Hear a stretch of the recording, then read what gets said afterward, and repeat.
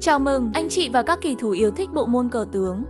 Hôm nay kênh Thích Cờ Tướng hân hạnh mang đến cho anh chị những trận cờ đầy hấp dẫn và kịch tính, những màn phế quân kinh điển, cùng những trận chiến gay cấn, những chiến thuật độc đáo và những pha xử lý bất ngờ, hứa hẹn sẽ đem đến cho anh chị thỏa mãn, đam mê và tìm được những nước đi hay cho mình. Hãy like và đăng ký kênh Thích Cờ Tướng để không bỏ lỡ những trận cờ hấp dẫn mới nhất. Cùng nhau đam mê, cùng nhau chinh phục đỉnh cao cờ tướng. Chúc anh chị có những giây phút giải trí tuyệt vời. Hôm nay, mình sẽ cover lại một kiệt tác cờ tướng của thế kỷ 21, mốt một ván đấu. Đã tốn không biết bao nhiêu giấy mực của các tạp chí, kỳ nghệ sự bàn tán không ngớt của những người yêu cờ. Chuyên nghiệp lẫn không chuyên. Bất kỳ ai say mê cờ tướng đều xứng đáng được thưởng thức tuyệt phẩm này một hoặc nhiều lần để cảm nhận được nó thăng hoa tới mức nào, định tới mức nào và sướng tới cỡ nào.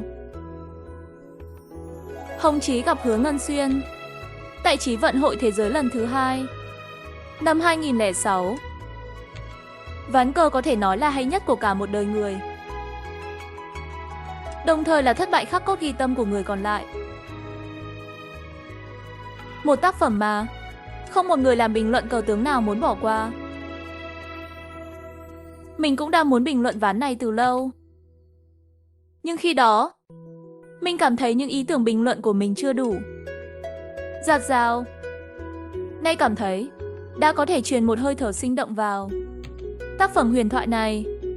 Mình tự tin bắt đầu màn cover phiên bản Thích Cờ Tướng. Trước tiên xin đề nghị bàn cờ quay ngược lại để bình luận viên thực đề sau gửi tới các khán giả của kênh góc nhìn chân thật nhất, cận cảnh nhất từ vị trí đi hậu của Hồng Chí. Lúc này anh Hồng đang ở đâu? Câu trả lời là Bắc Kinh. Vòng bán kết nội dung cờ tướng ở giải Chí vận hội thế giới lần thứ 2 năm 2006. Một trận quyết đấu sinh tử để giành tấm vé vào chung kết. Đây chắc chắn là một nhiệm vụ khó khăn dành cho nhà tư vấn quân năm 2005.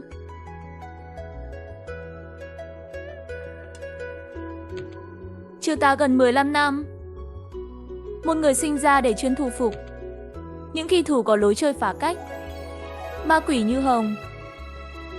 Khai cục bài bản, trung cục chắc nịch, và tàn cuộc khiến quỷ thần cũng phải khóc thét. Hồng Túy đã là kỳ vương sau khi vượt qua sư đệ Ung Dương cách đó 1 năm, nhưng vị thế và thực lực của anh lúc này chưa thể đặt lên ngang bằng với Hứa Ngân Xuyên được. Giới chuyên môn nhìn nhận một cách tự nhiên, anh là kèo dưới trong cuộc đối đầu này, và Hồng Chí hơn ai khác nhận thức rõ điều đó. Hứa Ngân Xuyên đi tiên, con pháo đầu của Ý đã cấm vào trung lộ. Ta kháng chiến ra sao đây? Bình phong mã tất nhiên là lựa chọn tối ưu, nhưng không phải lúc này. Một người đã sử dụng quá thành thạo bình phong mã thì cũng sẽ biết cách để len lỏi vào những kẽ hở, dù là mong manh nhất của nó. Hồng Chí bỗng nhớ đến kỳ tiên Hồ Vinh Hoa. Hiện thân của ông thần sức mạnh, uy ngôn pháo ư không? Nó chỉ dùng để chơi với những tay cờ không chuyên. Ở Hồ Bắc, không ai dạy mà đem yêu pháo ra chơi với Hứa ra cả. Vậy thì phản cung mã quyết định vậy đi. Nhưng nước thứ 3 đối thủ bất ngờ chơi hoành xa. Hồng cũng hoành xa. Hứa pháo 8 tấn 4 công thẳng vào tốt đầu. Có cần phải gấp gáp vậy không? Dường như đây không phải là một hướng thường xuyên mà Hồng Chí từng thấy. Đầu tiên Hứa biến chiêu, chơi xem 1 tiếng 1 để thoát khỏi hàng trăm biến hóa có sẵn trong sách. Phản cung mã chuyên tộc. Nước tiếp theo lại là pháo 8 tiền 4. Cấp tốc gây áp lực vào trung binh. Phải chăng Hứa muốn Hồng phải tập trung toàn lực chống đỡ, mà không được rảnh tay lao lên xô sát? Nếu làm được như vậy thì đây là một chiến thuật rất tàn độc. Vì không cho Hồng Chí chơi, tấn công thì chẳng khác nào cấm.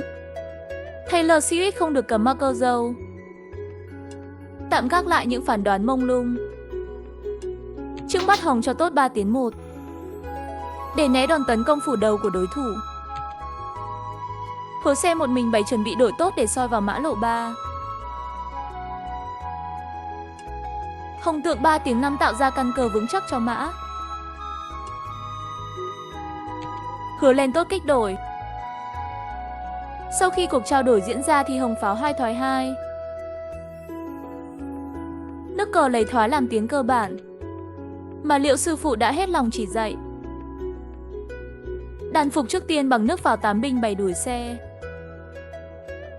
Cờ đen sẽ có một đầu đại bác rất mạnh, giám sát lộ 7 của đối thủ, có tác dụng hạn chế rất lớn tới quá trình xuất kích của bên tiên.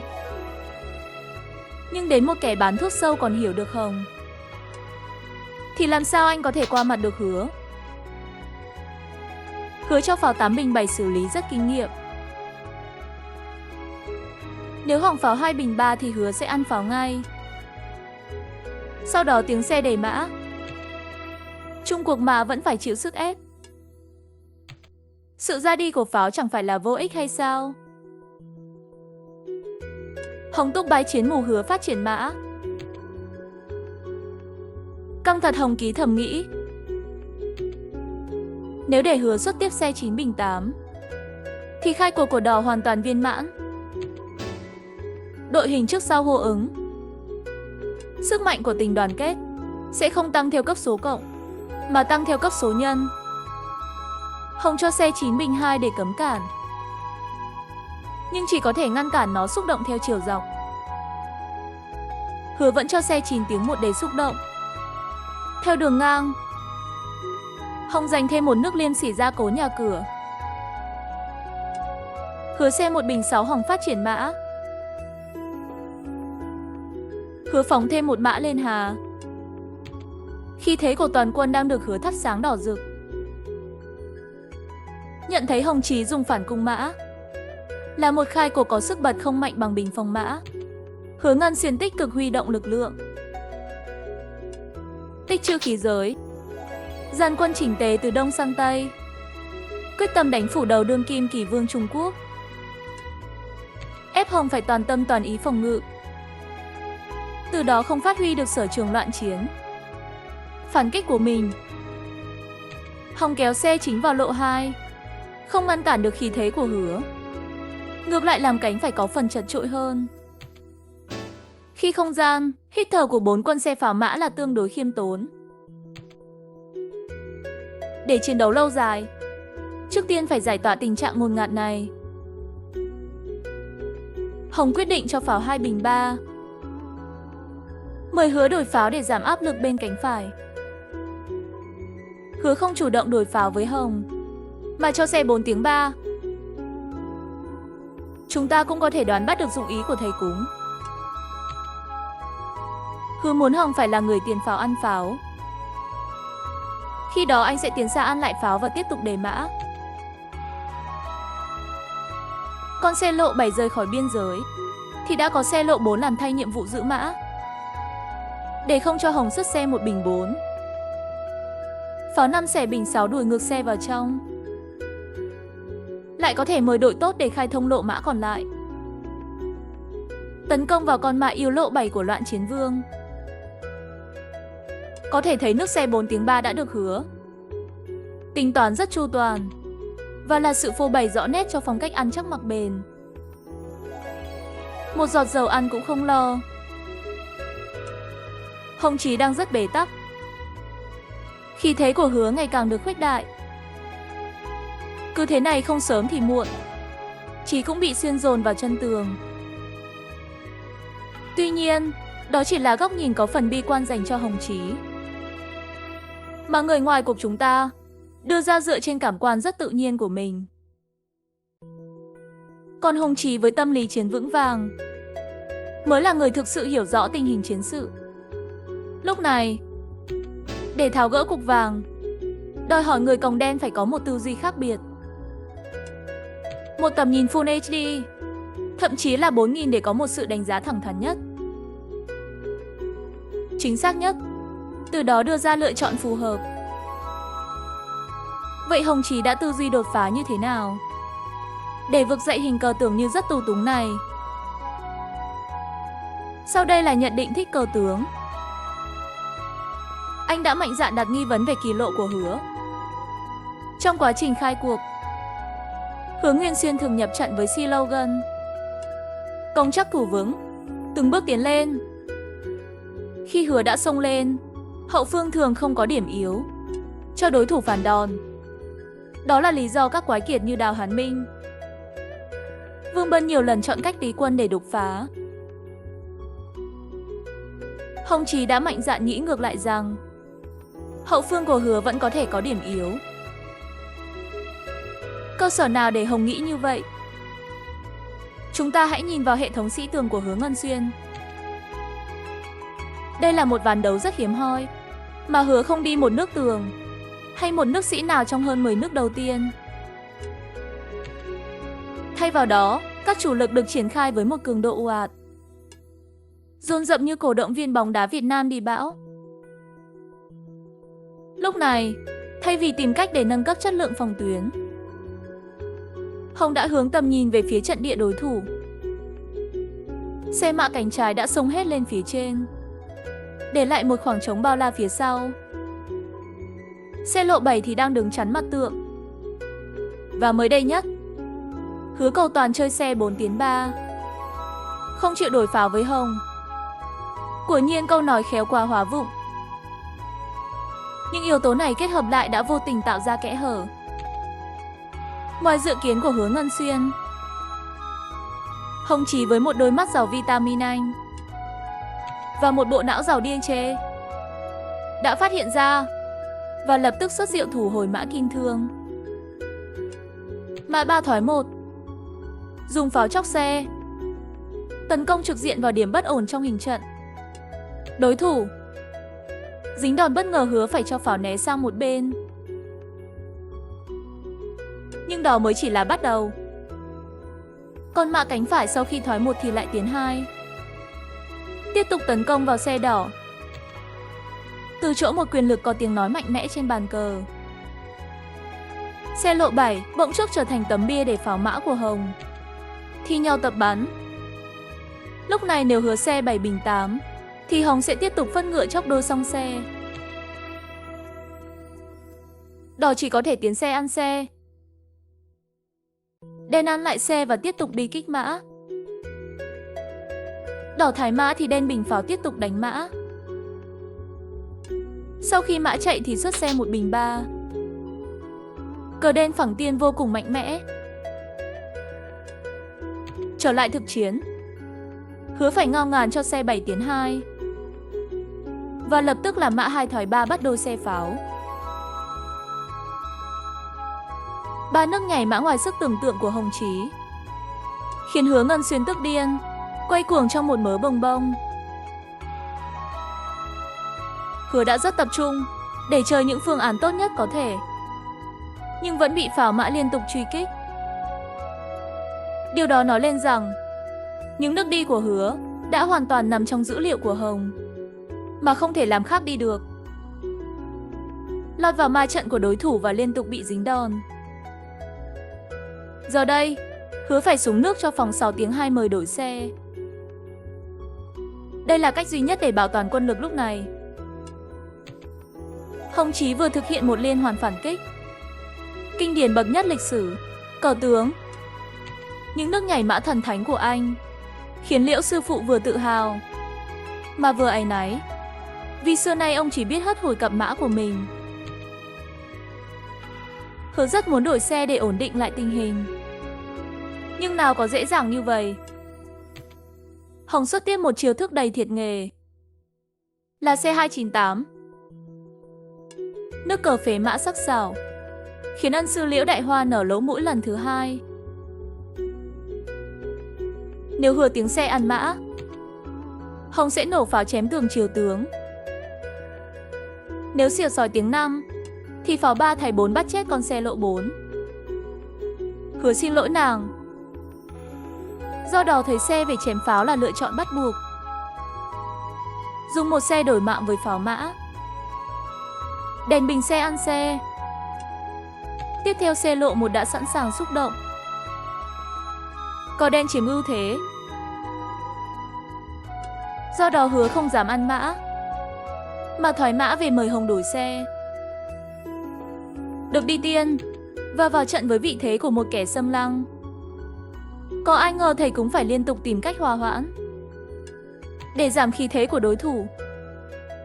Hồng ăn xe, Hứa ăn lại xe. Lúc này cờ đen đã phản được nước tiên. Hồng bình xa tốc pháo tiếp tục truy đuổi. Hứa bình xa các loại pháo đen, Hồng liên kết xông pháo. Hứa phải thở dài thoái tiếp con pháo về hà. Dù đã đuổi được quân xâm lăng, nhưng Hồng chưa lấy đó làm hài lòng. Anh được nước lấn tới thì triển tiếp những đòn đánh trực diện và chủ lực của đối thủ. Mã 3 tiếng 2 chóc xe. Hứa không thể hiểu từ lúc nào con xe đắc địa của anh lại trở thành trò tiêu khiển vô tội vạ của các quân binh đỏ. Như vậy, Hứa bình xe chóc lại mã thì Hồng pháo 3 thái bộ. Những nước cờ được tính toán với một sự ăn khớp hoàn hảo đến kinh ngạc. Một lần nữa, Hồng đan phục bình pháo bắt chết con xe của Hứa. Đau đầu, thực sự là đau đầu thưa các bạn. Nếu xe di chuyển trên trục dọc để thoát thân thì pháo lộ 6 sẽ trở thành kẻ thế mạng.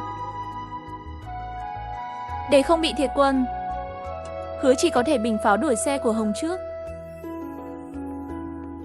Hồng xi 4 bình 3. Tiếp theo Hứa phải cho pháo 6 tiếng 2 để cắt đứt sự hậu thuẫn của pháo đen dành cho mã. Một nước cờ cũng gần như là bắt buộc. Nửa của Hứa Ngân Xuyên. Nếu không pháo sẽ bình qua đuổi xe rồi bắt chết mã. Đi sau nước cờ này, Hứa chỉ có một tâm nguyện duy nhất là đổi thêm một quân để cởi bỏ thêm một phần áp lực. Cũng may mười mấy năm nay tích lũy được một thần công thâm hậu để hộ thể. Nếu không thì đã bành xác từ lâu. Cây thì đã muốn lặng lắm rồi, nhưng gió thì còn lâu mới chịu ngừng lại. Nhất là khi Hồng Chí đang trong trạng thái thăng hoa tột đỉnh mà cả đời không mấy khi có được. Chí quan sát tính toán, và rồi anh lại nở một nụ cười bí hiểm. Báo hiệu một món ăn đầy cholesterol tiếp theo dành cho Hứa Kỳ Bo. Mã 2 tiến 3. Lại một nước ném mã ngang tảng bá đạo, biến gương mặt của Dịch Lâm đệ nhất thành một màu xám xinh.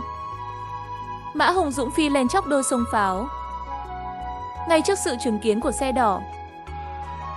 Một lần nữa những quy tắc tề gia trị quốc của Hứa đã bị Hồng dẹp bỏ tránh trường.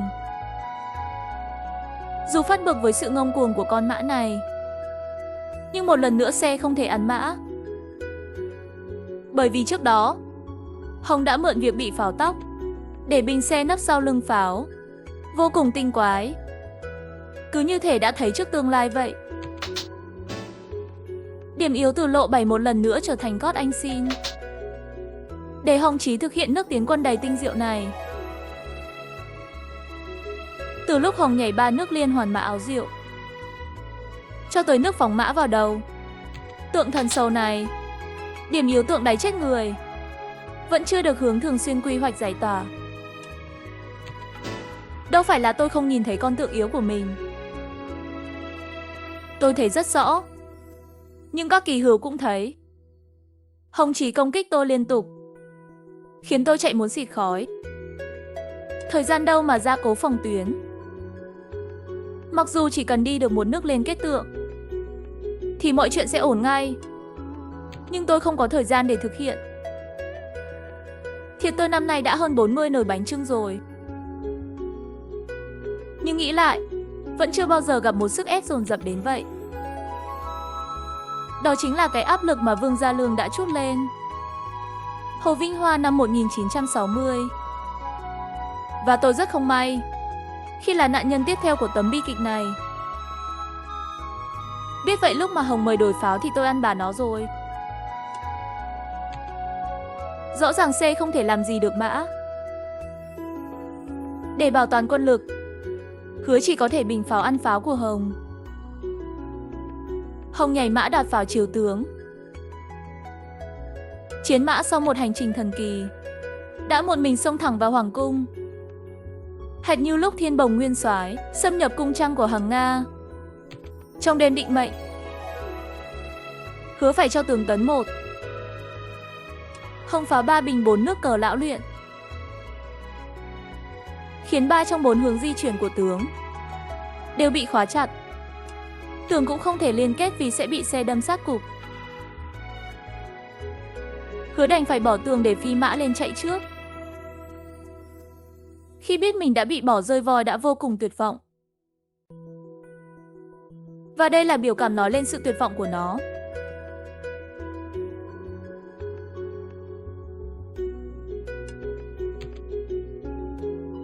Hồng lạnh lùng phi xe chém tường để hợp công với pháo mã, đang sẵn sàng chém tiếp con sĩ rồi bình 5 sát cuộc. Chỉ với 3 nước nhảy mã bình pháo rồi phi xe đoạt đường, Hồng Kỳ đã tạo ra một tế công như thác đổ, đặt cờ đỏ vào mức báo động 3, mức báo động an ninh cao nhất. Hộ giá, hộ giá. Đó là những tiếng la thất thanh mà tướng đỏ cất lên để huy động binh sĩ bảo vệ an toàn tính mạng cho mình. Nghe thấy lời kêu cứu của chủ tướng, 9 voi còn lại vội vàng phi lên trung lộ cảng mã, mở thêm đường cho tướng bỏ chạy. Hồng chém sĩ, đan phục lái xe chiếu rồi rút xe ra bắt chiếc xe đỏ. Hứa tướng 5 bình 4, được nước lấn tới Hồng phóng thêm một mã lên nhập cuộc. Hứa bình xe chặn mã lại, tưởng như có thể dồn nó vào đường cùng. Nào ngờ, Hồng Thiên Vương đã chuẩn bị sẵn một tuyệt chiêu, quỷ khóc thần sầu. Tượng Nam thoái 3. Xe không thể án mã, vì pháo bình qua lộ 6 bắn tan xác ngay. Pháo đỏ cũng rơi vào cảnh bất động vì lý do tương tự. Có quá nhiều tuyệt kỹ trong một ván cờ tuyệt đỉnh. Thần chiêu nối tiếp thần chiêu, hướng thường xuyên đỡ làm sao cho xuể. Hứa lên sĩ bắt đôi xe mã Hồng đơn giản xe thoái 1. Hứa xuống tướng Hồng thoái mã. Hứa bình xe chốc mã. Những bước đi trong mơ hồ của Hứa ra, dường như anh chỉ đi cho có mà thôi. Hồng liên kết mã Hứa lên tường tạo căn cho mã biên. Đánh tới đây, Hồng Chí hiểu rằng người xem đang chờ đợi điều gì. Anh đã có một chuỗi xử lý khai chung cuộc cắt tuyệt. Giờ là lúc ứng định chiến thắng bằng một sắc cục tuyệt đỉnh để hoàn thành siêu phẩm của mình. Với cảnh giới kỳ nhân hợp nhất như hiện tại, Hồng đã làm điều đó một cách tàn bạo, nhưng lại tinh giản đến tối đa. Mã 6 tiền 5 chém tốt. Thí mã, quyết đoán để loại bỏ người bảo hộ cuối cùng của đơn sĩ. Không còn mỹ từ nào để diễn tả kỳ phong của Hồng Chí. Trong ván này, Hứa bắt buộc phải nhảy mã ăn mã để không bị tổn thất thêm. Hồng bình xe chém sĩ khóa tướng và dùng xe truy kích ngược lại mã đỏ. Tàn tạ tê tua tả tời tàn tác. Đó là những tính từ miêu tả tình cảnh bi thương của Hứa. Lúc này, phong tuyến đã bị lột sạch, chủ lực nằm la liệt không một chút gắn kết. Thủ không được công cũng không xong. Trong khi bên đen thì chuẩn bị bình pháo vào lộ 6 để tam tàu phối hợp lấy mạng đại tướng. Hứa biết thế cuộc đã được an bài, anh chẳng buồn chơi tiếp, lắc đầu ngao ngán xếp cờ xin thua. Khi bắt đầu ván đấu, có nằm mơ anh cũng không nghĩ rằng mình lại chuốc lấy một cái kết thương tâm thế này. Tính mạng của tướng đã như cá nằm trên thớt, mã lại đang bị truy đuổi. Dù Hứa đối phó thế nào cũng khó lòng vẹn toàn. Nếu chạy mã thì pháo bình 6 chiếu tướng. Pháo chạy thì thái mã về chiếu. Nếu mã sau thoái 4 thì đen phi liền 2 nước mã sát cục.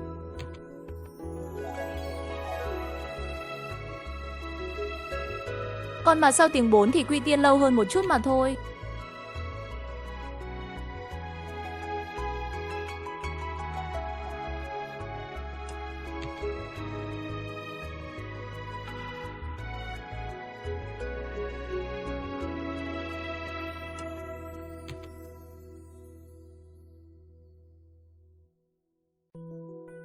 Hình cờ của đỏ đã là hình cờ bại, nên Hứa đầu hàng sớm cũng là điều dễ hiểu. Một ván đấu quá xuất sắc, đầy ma thuật và ở đẳng cấp rất cao. Cảnh giới tối cao của kỳ nghệ là cụm từ hoàn toàn xứng đáng trong màn trình diễn của Hồng Chí trong ván này. Chịu sức ép lớn từ khai cuộc, nhưng tâm vững như bằng thạch, vẫn tinh mắt nhìn ra điểm yếu của đối thủ để trả đòn quyết liệt, liên tục xuất những thần chiêu diệt thủ, xây đắm lòng người, khiến khán giả kinh ngạc từ nước cờ này đến nước cờ khác.